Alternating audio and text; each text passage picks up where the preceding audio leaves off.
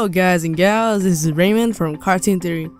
This is my very first episode of my new channel where I will be posting videos every other week on theories of the best cartoon shows that I could find and have shared a part of my childhood, and maybe some other theories I stumble upon in the making of these videos. This is the only reason it'll take like every 2 weeks or every other week is because I want to edit the videos very much because I love animation. Hopefully I include lots in every episode. Hopefully you guys enjoy this cool theory on one of my favorite shows, Courage the Cowardly Dog.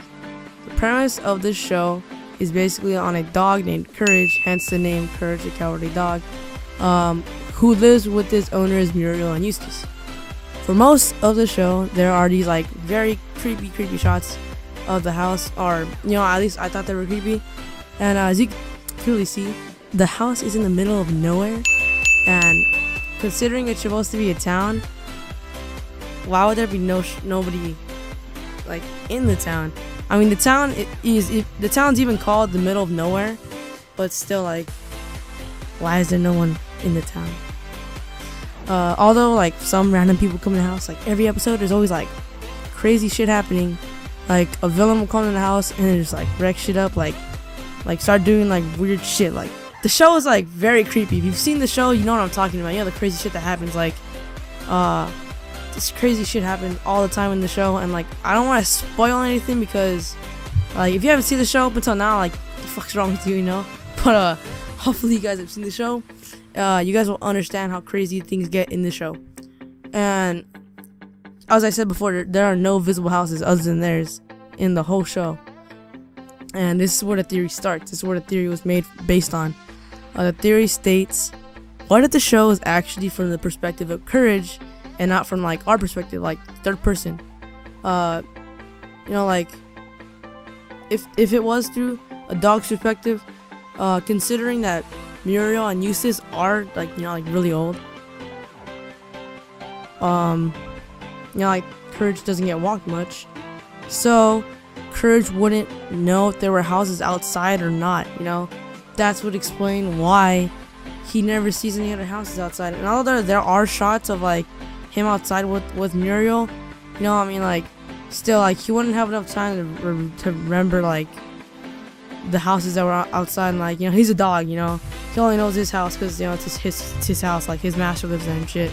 And this could also explain why Muriel and Eustace act so casual, because Courage doesn't get out much, so it would explain why like there's monsters and demons. Like he could just be seeing that from his perspective. Let's say I walk into his house, I would be a normal person, but he could see me as like a demon or a monster or something. And that really explains why Muriel and Eustace act so casual when like crazy shit is always happening to them or around them. And although some may argue it's because they're old, like they're old, they don't know what the fuck's going on. Like, I mean, come on, like how would you not realize like that you're getting tied up or beat up or something? Like you would be screaming or something. Like it's just like a natural response. And I remember in like one episode fuck that voice crack. I remember in one episode Muriel is getting like quilted, like she's getting made into a quilt, like sewed up by these two ladies who are like really creepy. And that's an example of like how crazy the show gets. And it would explain why they act so casual and why Courage is the only one acting so freaking crazy. So all of this theory is believable, and it's very fun to think of shows like this. But it's just a theory.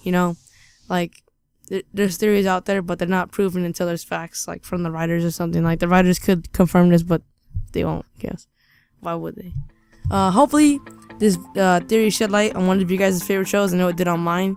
And this theory actually opened me to like how many cartoon theories are out there, and that's why I chose this as the first episode. Like my experience, like this is the first theory I've ever seen, and I remember I was just like freaked out when I saw this. Like I think I was on like Facebook, and it was in a picture, and it was saying like, what if this is actually just like from the perspective of Courage? And I was like, that's so amazing. So hopefully you guys liked the video.